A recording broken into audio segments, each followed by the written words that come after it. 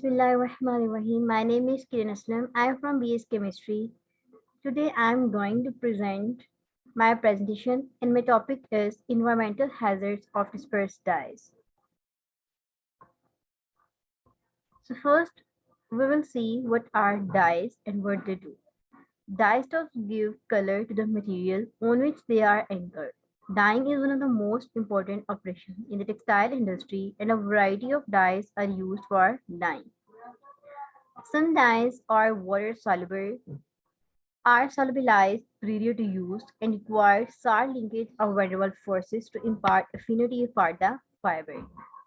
And the dyes may be insolubilized within the natural fiber after being applied in a water-soluble form. Or they were made to react chemically with the fiber to prevent their removal.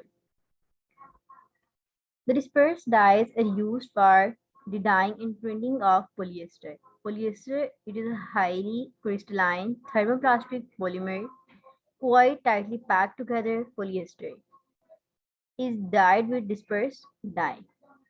When dyed with dispersed dye has been found to give high concentration of polluting substances and results in greater harmful effects of wastewater. Dyeing technology for the polyester fiber and fabric is complex, but in comparison to the other dyes like wax, sulfur, direct dyes, the dispersed dyes give more pollution load after the dyeing. So here we will see the harmful effects of acid used in dyeing. Acid, for example, acetic acid, formic acid are such acids we use in dyeing of polyester to maintain the pH between 4.5 to 5.5. But due to the presence of two carbon atoms in the acetic acid, its biodegradability is not ideal. So steps were taken to substitute acetic acid by other organic acids for maintaining the pH for dyeing efficiency at an optimum level. So how we overcome the problem? For the purpose of the study, the two other acids used were oxalic acid and formic acid. These two acids are biodegradable and have low TOC, although oxalic acid has the same TOC as acetic acid, but it is diacid, so the amount required is less. The total organic carbon of formic acid is just half of acetic acid. The cause of pollution are unexhausted dye stuff and other chemical added to dye liquor as well as washing, cleaning process of dyeing, which bring about high harmful effects. Next are the harmful effects of active and dispersing agents. In polyester dyeing, surface active agents are invariably added to assist in the dyeing process. As we saw in the dyeing mechanism of the polyester, we add active and dispersing agents that increase the diffusion of the dye into the fiber. But these active and dispersing agents have harmful effects on the environment because these agents made by sodium salt of cresol naphthalene sulfuric acid formaldehyde condensate. Surface active agents are employed to prevent surface deposition of dye, wetting agents, softeners, soaps, detergents made by alkyl sulfates, alkyl sulfonate, ethylene oxide, fatty alcohol condensate. All these chemicals are very hard to biodegrade and some are toxic too. After the dyeing process, the unused dye and chemical cause greater effluent load and adverse effect to the environment. So this is a graph from which we can see the comparison of pollutant of polyester into different methods, exhaust dyeing and carrier dyeing method.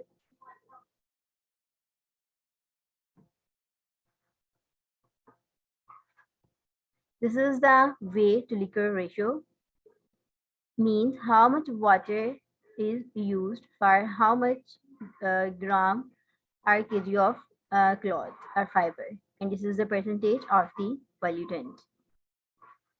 Next is the effect of carriers. We use carriers in the dyeing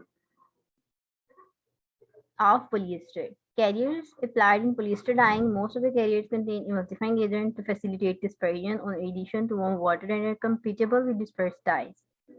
Carriers are not fully absorbed by the fiber.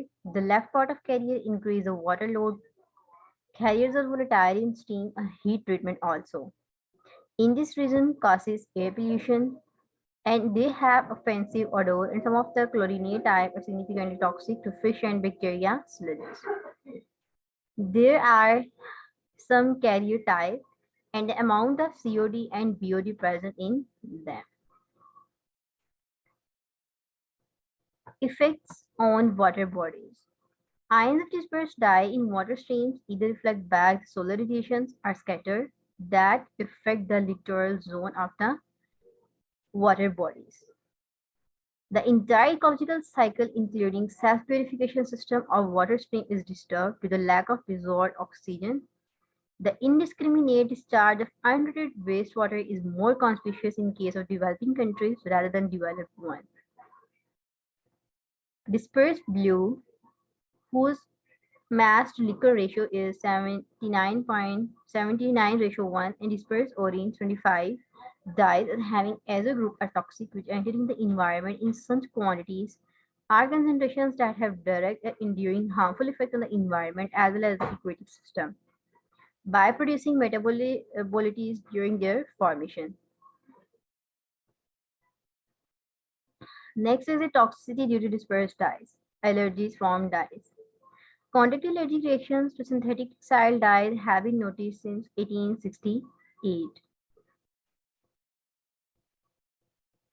In 1914, nylon stocking were introduced in the American market, and soon after their introduction, cases of nylon stocking demerits were reported. This was originally called nylon allergy. Then, after this, it was found that the demerits was caused by dyes, not by nylon. This is the toxicity of dispersed dyes. Next is the aquatic toxicity. Colored substances present in aquatic living organisms have been associated with changes in protozoan colonization rate, phytoplankton species composition, and primary productivity. In addition, secondary production, macroinvertebrate behavior, and macroinvertebrate community system can be affected. The color can also alter the availability and toxicity of heavy metals to fishes. These pollutants increase the adverse consequences in the color, odor, and taste of surface water. So here are some techniques that we use to remove dye. These techniques include Fentanyl process, ozonation, membrane separation, coagulation, electrocoagulation, and flocculation, co-precipitation, oxidation, ion exchange resin, degradation by microorganisms, photochemical, and adsorbing using different kind of absorbent. We will discuss some of them. The first is Fentanyl process. In a Fentanyl process, hydrogen peroxide is used in the presence of iron sulfate to decolorize the effluents at a higher rate and at a high concentration of the reagents. In yet another study done by Morrison et al., it was observed that the pH of the solution had immense bearing on the rate of decomposition when the non-biodegradable azodiodine was effectively mineralized with iron and hydrogen peroxide.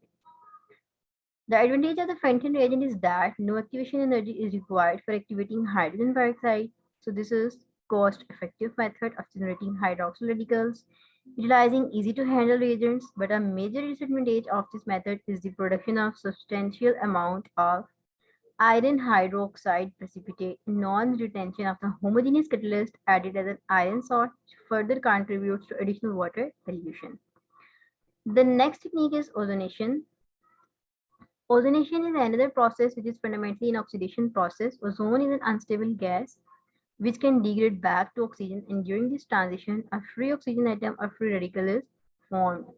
This free oxygen is highly reactive to disinfection of bacteria or organic moiety. The next one is membrane separation. In membrane separation, a semi-permeable phase controls the rate of movement of various molecules between the phases. Membrane and ozonation process was used together for treatment of reactive dye containing wastewater.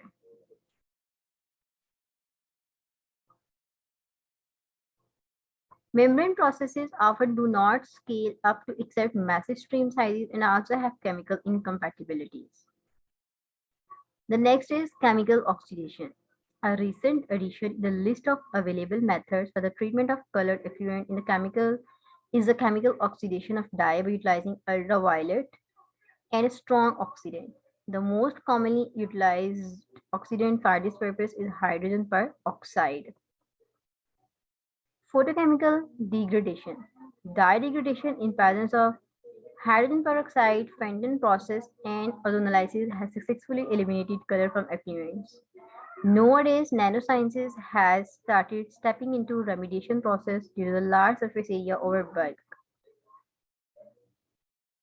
Liu et al. Used UV radiation and titanium dioxide catalysis for the decomposition of azo dye and demonstrated that titanium dioxide has photocatalytic efficiency for azo dye acid black 1 in water.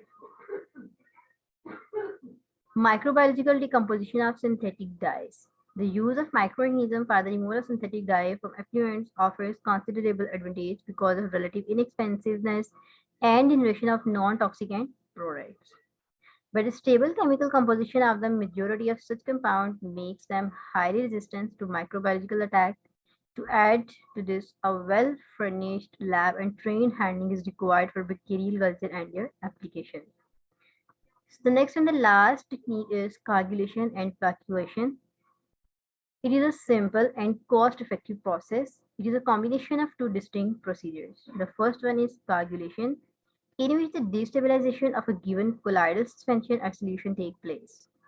Coagulation helps to overcome the factors that promote the stability of a given system. This is achieved by utilizing suitable coagulating agents like aluminum or iron salts are used.